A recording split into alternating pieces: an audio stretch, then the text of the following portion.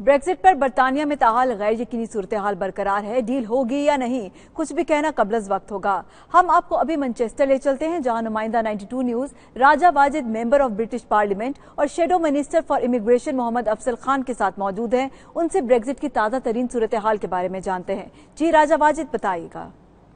जी बिल्कुल, इस वक्त मेरे साथ मेंबर ऑफ ब्रिटिश पार्लियामेंट और shadow minister for immigration Mohammad Afzal Khan मौजूद हैं और इनसे आज तफसील से ब्रेक्जिट पर बात करते हैं कि ब्रेक्जिट में क्या कुछ हो रहा है और ब्रेक्जिट का ऊंट जो है वो किस करवट बैठेगा। जी बेसिकली ब्रेक्सिट की पोजीशन है वो तो यही है कि पिछले 3 साल से रेफरेंडम का रिजल्ट तो आ चुका है, लेकिन इसका जो रिजल्ट आना चाहिए था वो मार्च के एंड पे होना चाहिए था ब्रेक्सिट का, लेकिन ये हो नहीं सका। उसकी बुनियादी वजह ये है कि जो टीरेसा मे टोरी पार्टी ने जो डील की है ये डील एक्सेप्टेबल नहीं है, ना सिर्फ के पार्लियामेंट को या अपोजिशन को, खुद उनकी पार्टी की आधी के करीब दूसरी तरफ है।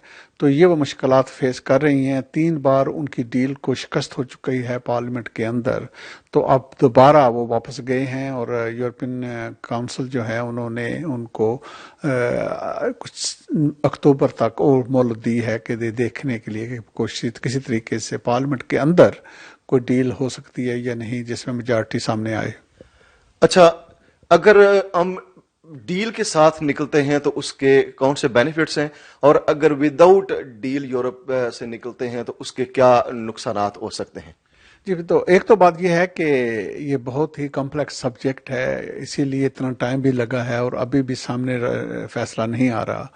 तो बुनियादी चीज़ को समझने के लिए ये बात समझें कि जब गवर्नमेंट ने इस असेसमेंट किया था सारी चीज़ों का कि मुख्तलिफ जो ऑप्शन हमारे पास हैं तो क्या है, तो उसके क्या तसरात होंगे, तो जो चीज़ सामने आई थी वो ये थी कि जो नो डील है ये सबसे ज़्यादा नुकसानदेह है बरतानिया के लिए। तो वो नुकसानदेह का मसला ये है कि जो इकोनॉमिक बेस उनकी है, जो उनकी जीडीपी है, सबसे ज़्यादा इफेक्ट इस पे होगा। तो समथिंग लाइक 5-6% कम होने का है। तो 5-6% ट्रिलियन के हिसाब से लगाएं तो ये बहुत बड़ी चीज़ है। तो ख़तरा ये है कि ये दोबारा रिसेशन की तरफ न चला जाए इकॉनमी।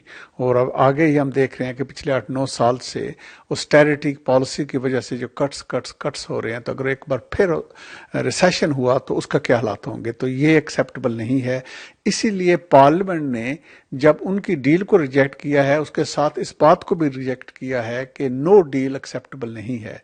तो इस वक्त नो डील ऑप्शन है नहीं है, पार्लियामेंट में इसके लिए कोई पोजीशन नहीं है, सब इसके खिलाफ हैं।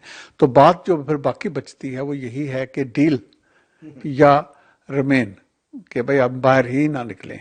तो यही मैं समझता हूँ 2 मेन ऑप्शन बाकी रह चुके हैं।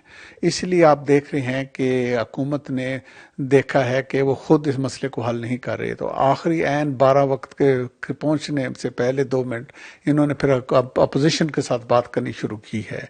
और इस बात में अपोजिशन भी संजीदा है, क्योंकि वो समझते हैं कि मुल्क का मफाद जो है वो ये है कि अगर मिल के कोई हालात इस तरह समझे कर सकें डील जो मुल्क के मफाद में हैं तो ये बेहतर है। अभी ये 1 हफ्ते से गुफ्तगू चल रही है, लेकिन जो अफसोस की बात है वो ये है कि जब 3 बार टीरेसा मे टोरी पार्टी को डिफीट हुई है पार्लियामेंट में, वो इससे सबक नहीं सीख रहे। उसका बुनियादी पॉइंट ये है कि जो डील उनके पास है ये डील अच्छी नहीं है, और इसकी सबसे बड़ी दलाल ये है कि खुद उनकी पार्टी ही नहीं मान रही। तो अपोजिशन पे आप क्या कह सकते हैं, उन्होंने तो एतराज़ करना ही है, अपोजिशन तो एतराज़ करते हैं, नुक्ते निकालते हैं। तो ये मुश्किलात हैं पार्टी टोरी पार्टी के लिए और मे के लिए। तो उसके लिए उन्हें फंडामेंटली शिफ्ट करना पड़ेगा जो रेड लाइन है। और इसमें जो लेबर पार्टी की पोजीशन है वो ये है कि हम चाहते हैं कि ठीक है कि अवाम का फैसला है कि हमें बाहर निकलना है, तो हम इस चीज़ का एहतराम करते हैं, लेकिन इसका मतलब ये नहीं है कि आपने अपने मुल्क का दिवालिया निकालना है। तो हम वो डील चाहते हैं जिससे मुल्क को कम से कम नुकसान हो।